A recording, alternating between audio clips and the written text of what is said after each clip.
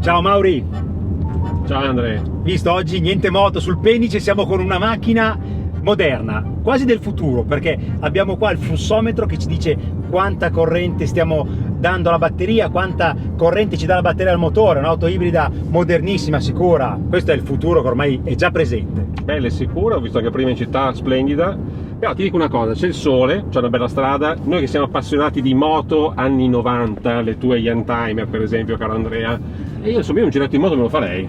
Sì, magari con una bella Ducatona, perché tanti lettori ci hanno detto ma le Ducati, ma ragazzi, trovare una Ducati 916 oggi non è che i lettori saltano fuori come i funghi. Una 916 poi originale standard, pensa. Caspita, non è così semplicissima. Sì, mi piacerebbe molto dire oggi, sì. E poi negli anni 90 un'altra cosa che mi mandava fuori di testa erano le moto a due tempi, tipo la Suzuki Gamma, moto pazzesche, erano praticamente la moto con cui correva John Kosinski, un po' pazzarello, nel motomondiale, e potevi comprartela e andarci poi a scuola, una scuola no perché ci volevano 18 anni, però se questo flussometro potesse fare i miracoli, Maurizio. Allora, te mi hai parlato di due tempi, a me viene in mente il rumore dei 250, dei 500 Gran Premio, la pista, leggerezza, accelerazione pazzesche, e mi piacerebbe molto sì.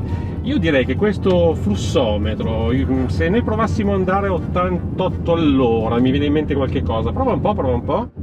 Hai ragione Maurizio, adesso sai cosa faccio? Attivo il flusso canalizzatore, però bisogna arrivare a 88 all'ora, vai!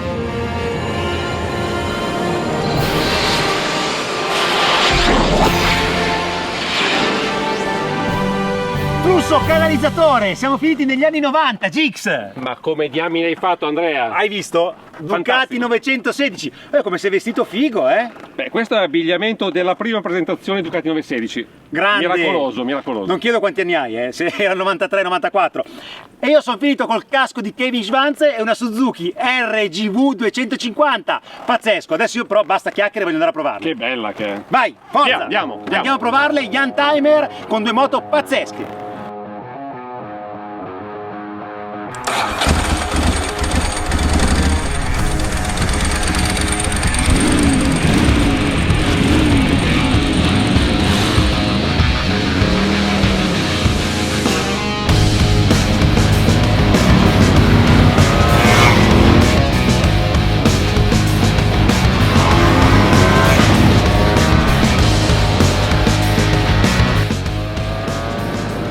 Ragazzi, super emozione, sono in sella a uno dei miti della mia adolescenza, la Suzuki RGV 250 del 94 in questo caso, quindi la seconda generazione, una delle ultime rimaste poi in produzione fino al 97, una moto leggendaria. Pensate che una moto molto vicina a questa correva ad esempio John Kosinski nel motomondiale. Moto leggendarie, erano le moto che sognavano i sedicenni. Io avevo una Honda NSR 125 a 16 anni, ma il mio sogno notturno segreto era veramente la Suzuki Gamma 250. 62 cavalli, 167 kg col pieno, misurati da Maurizio Tanca all'epoca quando la provò, quindi veramente leggera, una moto un peso piuma, ed è molto piccola, è grossa come un 125 dell'epoca, questo per dare un riferimento ai tanti quarantenni di oggi, quindi è veramente piccola, ha un'ottima tenuta di strada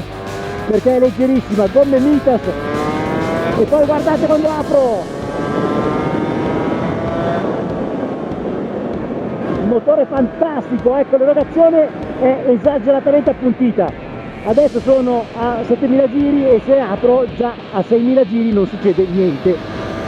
Guardate, piazzo una quinta marcia, sono a 5000 giri, apro, il motore è morto, sono a 70 all'ora, non sale di giri. Scalo due marce e via, a 9000 giri, proietta verso la curva successiva. Qui ho dei pompanti Olis nella forcella, modificata da Andrea, quindi ciclistica davvero appunto, col traino di travi in alluminio. E guardate quanto spinge in alto, bellissima, è davvero agile, frenata molto potente, ottima. Ecco, in uscita di curva, se non avete il rapporto giusto, la moto si pianta un po', ma poi basta farla cantare e sentite che musica! Veramente da 125, potenza molto appuntita, esagerata, consumi pazzeschi, siamo nell'ordine dei 10 arrivati a 12.000 giri il motore mura tantissimo, quindi l'erogazione è concentrata in un range dagli 8.000 agli 11.000 giri circa. Guardate come però esce dalle curve e soprattutto come gli entra, grazie anche a queste gomme di oggi e a sospensioni tenute sempre a punto. Infatti una moto di tanti anni fa, però, se la tenete in ordine meccanicamente di sospensioni può ancora dire tanto. Posizione di guida molto sportiva, da vera moto da Gran Premio, e guardate, tra le curve uno non ci pensa neanche che sta curvando, la guarda e lei curva. Poi l'erogazione ovviamente la rallenta un po' in uscita. Io non sono un esperto di 252 tempi, quindi è piuttosto seduta quando esco, ma non voglio neanche maltrattare la moto di Andrea. E guardate quando entra in coppia si aprono le valvole di scarico, ammissione lamellare nel carter, quindi un motore molto moderno, valvole allo scarico elettroniche. Bisogna lavorare tanto col cambio che è veramente leggero, corsa un po' lunga. Qua metto una prima, seconda e via. Che razzo che è tra le curve, la gamma, bella bella bella. Certo non ci farà un viaggio perché è scomodissima, però tra le curve è una libidine assoluta, mi sembra veramente di essere negli anni 90. Quindi questa macchina del tempo funziona, bello il flusso canalizzatore che abbiamo beccato col Gissi, che ci rimanda negli anni 90. Sentite lo scarico, che rumore che fa, bellissimo.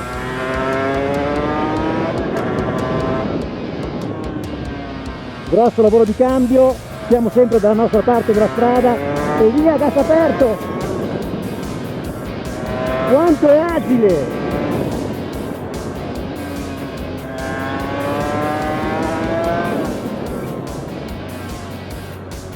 Fantastica anche la frenata. Ragazzi, adesso torno in studio e vi racconto come va, però fatemi fare ancora 2 curve. Amici di Moto.it, ciao a tutti per un'altra puntata di Youngtimer. E che Youngtimer, con il casco di Kevin Schwanz e soprattutto con la sua moto. Caro Maurizio Gissi, mitico tester dell'epoca, ma anche di oggi, sia chiaro, con Andrea che è il proprietario della Suzuki e con Luigi che è il proprietario della bellissima Ducati 916 che avete già visto nella rubrica Youngtimer di Moto.it. E a proposito, se vi piacciono queste moto e i servizi di Moto.it, iscrivetevi subito al canale. Adesso parliamo della Suzuki 250 RGV, un altro mito di quegli anni, insieme proprio a chi ha scelto di comprarla oggi. Ma oggi in che anno siamo, Gix? 1990, 2, 3, 5. 5. Siamo nel 1995 in diretta da Moto.it e adesso con tutti voi andiamo a raccontarvi perché era così bella allora questa moto. Era il sogno di ogni adolescente. A 16 anni guidavamo quasi tutti le 125 due tempi, io personalmente avevo un Honda NSR, però a 16 anni sognavo la tua moto, Andrea, l'RGV 250, perché era veramente l'apoteosi dei due tempi sportivi. Anche se va detto, caro Gix, che poi arrivati ai 18 anni veniva la collina in bocca e quasi tutti si faceva il passaggio o alle 4 cilindri giapponesi, le varie CBR, Ninja e compagnia bella, oppure anche alle moto più tranquille come Monster o SV650 della Suzuki. Lei rimaneva un po' un sogno nel cassetto di qualche pistaiolo, di qualche appassionatissimo come te, Andrea, no? Era una moto molto particolare, anche perché la Suzuki RGV 250, in questo caso è la gamma, la serie col motore bicilindrico AV, perché prima c'era quella con i 2 scarichi laterali simmetrici che era invece dotata di un motore bicilindrico parallelo, giusto Gix? Giustissimo, 85 c'è la versione col bicilindrico parallelo, poi 89 la prima V, 91 la prima col forcellone a banana e poi arriva questa nel 94. Moto pazzesca perché era veramente una moto vicina, nella tecnica era praticamente uguale alle moto da Gran Premio, alla Suzuki di John Kosinski, che anzi arriverà dopo. Arriverà dopo, esatto. Prima arriva quella in produzione come la tua e poi decidono di fare anche la moto da far correre nel motomondiale. Moto pazzesca, rapporto peso-potenza incredibile perché guardate poi le finiture, abbiamo un motore bicilindrico da 62 cavalli a 11.000 giri o 11.500, Maurizio? 10.750. Misurati, bravissimo, velocità vera sempre misurata da questo signore di 203 effettivi e peso con il pieno di benzina di soltanto 165 kg circa, misurato dal Maurizio Tanca. Quindi era una moto pazzesca, ma a livello di tecnologia qua c'è anche tanta elettronica già per essere nel 91.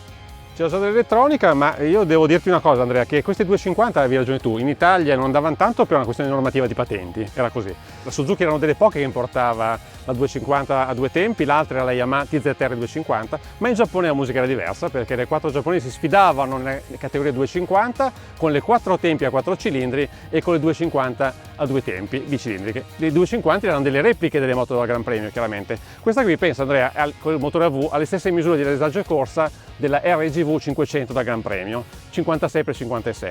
I 62 cavalli citavi tu, che erano 62 cavalli veri, corrispondono a 245 cavalli litro, quindi una potenza insomma che fa un bel effetto. Poi missione lamellare nel carter, e la parte elettronica ha un'altra cosa, una bella chicchetta, il cambio 6 marce estraibile, come la 500 da Gran Premio, quindi insomma erano già delle cose, telai in alluminio, forse rovesciata, dischi a 300, insomma già molto avanzata. E la parte elettronica che tu citavi era riferita alle valvole di scarico, che chiaramente riducevano l'altezza della luce per dare più coppia, collegate anche al carburatore. L'elettronica quindi era già un primo gradino di sviluppo che adesso noi chiaramente siamo già portati avanti con mappe e quant'altro, ma all'epoca già si cercava di far rendere il motore più elastico. Il fatto che fossero delle moto pensate per il mercato giapponese faceva sì innanzitutto che fossero di dimensioni abbastanza compatte per lo standard europeo. Puoi anche dirlo che è piccola, No, diciamo che noi c'erano delle 125 italiane che erano quasi più grandi di queste, perché l'idea era invece con la 125 avere la moto grossa, quindi da noi avevamo un'idea differente.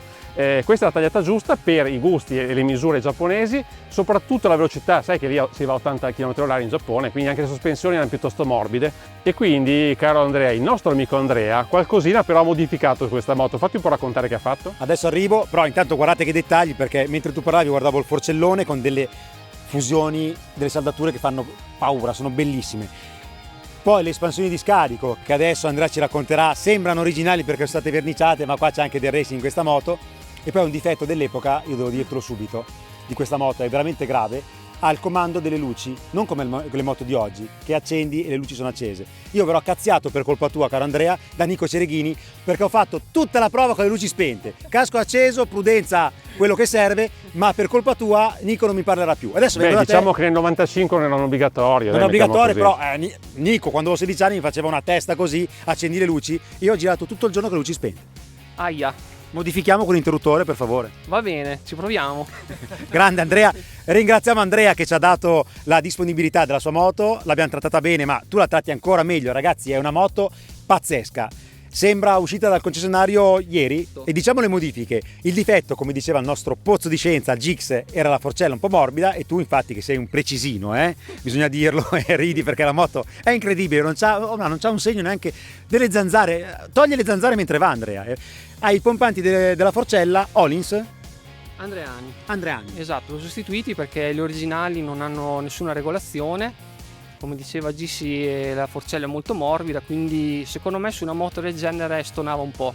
Ci voleva qualcosa di un po' più tonico. E poi l'altra cosa che hai fatto, perché tu vuoi il racing, è il silenziatore, l'espansione di scarico, sembra originale, ma lo scarico è il silenziatore finale originale, ma l'espansione sono originali, mentre le espansioni sono delle Jolly Moto anni 90 e l'ho sostituite perché le espansioni originali sono molto pesanti e poco efficienti anche. Ragazzi, è giusto. Questo il motore rende di più.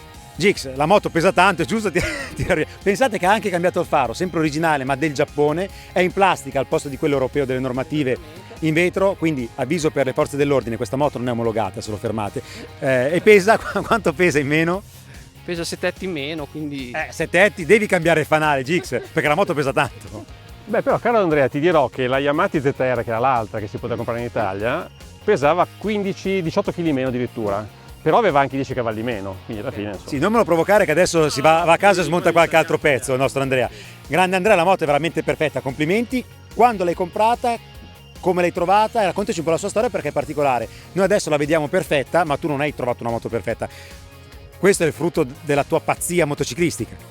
Sì, esatto, l'ho trovata nel 2014 da un signore che l'ha tenuta 15 anni in un garage senza mai usarla, ovviamente era coperta di polvere e di sporco, sono tutte smontate e restaurate, diciamo, riportandola all'origine.